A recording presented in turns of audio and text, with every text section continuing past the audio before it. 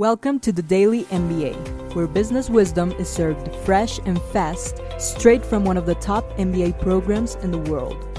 I'll give you summaries of my lectures and readings, as well as the most important insights gained from an MBA, so you can apply all of this knowledge in every business. Let's get started. On today's episode, we're going to be studying the variance analysis. And here, we want to know what was the difference between the actual results and the budget that we had. So the first thing that we should understand is that a static budget variance is going to happen for two reasons. Maybe there was a sales volume variance, which means there was a difference between the flexible budget amount and the static budget amount that was sold.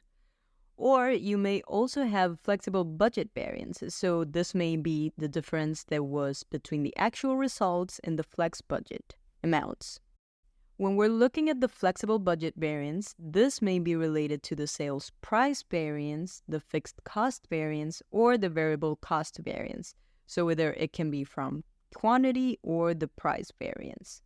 So I'm just repeating this word many times, variance, but what I want to tell you is that sometimes our budget may be misleading because of the sales volume, or sometimes it may be because of the costs. So we want to know what happened. If it was a mix of both, so we sold more, but we incurred in higher costs, and that's why we met our budget, we want to know that because for next year, we are going to have to plan a little bit different our costs and also our sales prediction. So how do you do a flexible budget variance analysis?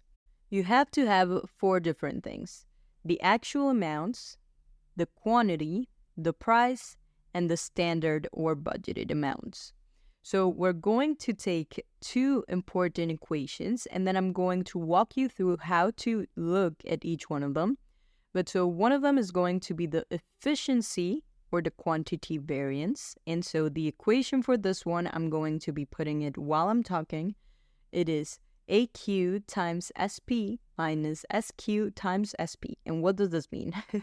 We have our actual quantity multiplied by our budgeted price, so what we actually sold, times the price that we had budgeted.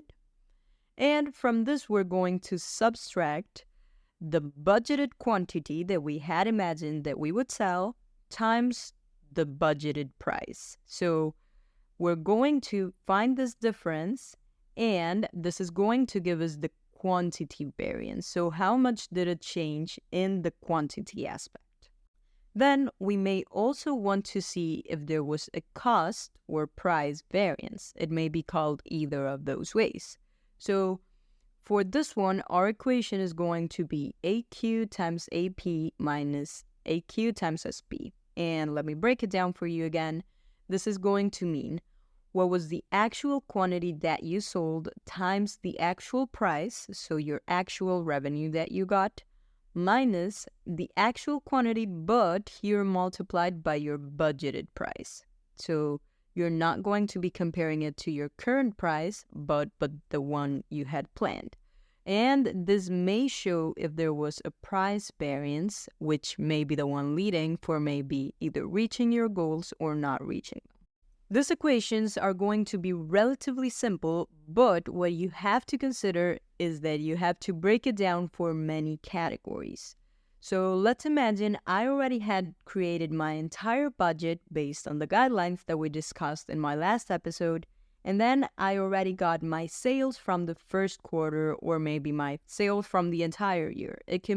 This process can be done whenever you like. But so we have to start comparing. So I would start by doing the sales price variance and then the sales volume variance. And you want to know what is the sum of those two values. So you get those two equations that I just mentioned, and then you find out the sum. This is going to be how much it actually was varying in the sales. But then you don't want to stop there. You want to keep on going. So next step would be finding your material price variance and your material quantity variance. So again, you're going to be doing this, and your materials are going to usually be those direct materials that you're using. You want to, again, add up this difference and have it over there because we're later going to be needing it.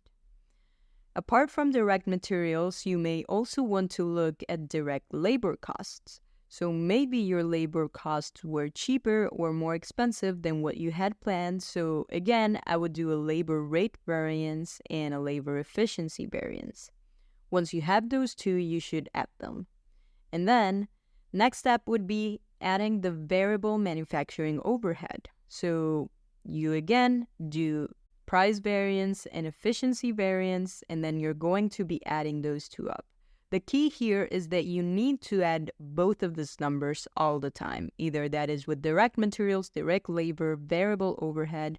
And then if you want to look at the fixed manufacturing overhead, technically here you don't have to look at the volume because volume doesn't have an effect when it's fixed costs, right? If you did it correctly, it shouldn't have an effect. So what we should look at is only for the budget variance, so price variance. And so now that we have all of these numbers, we have the total variance of direct materials, we have the total variance of direct labor, we have the total variance of variable overhead, and the price variance, careful, here we only have the price variance of the fixed overhead. Now that we have all of these ones, we're going to do something very important, and it's we're going to add a negative sign to all of these ones, okay? And this is going to give us our cumulative variance. And the sign thing, I'm not 100% sure why it happens, but what I can tell you is that it was one of the most important points when I was being tested around this. So you always have to change the sign in order to avoid confusions. And this is going to give you the opportunity to have a comparison between your actual performance and the one you had budgeted. So I hope after all of this, you can analyze what were the changes that you had between your actual results and your budgeted results. And this is going to help you take a better decision when you're evaluating your company's performance. In my next episode, we're going to see not only how to evaluate a company's performance, but also how to evaluate individuals and how we shouldn't be solely relying on the budget. Because you already know this is going to be tricky, we have to rely on other things as well. So I'll dedicate my full next episode into performance measurements so you can better evaluate and motivate your employees in order to achieve all of the goals that you have. If you like my episodes, make sure to share them with friends that also want to learn about business, and give me a review as well so I can know that you enjoy my content. Make sure to check out the description in the comments to find out all of my other notes from all of my MBA topics. And I'll see you next week to keep learning more about MBA stuff.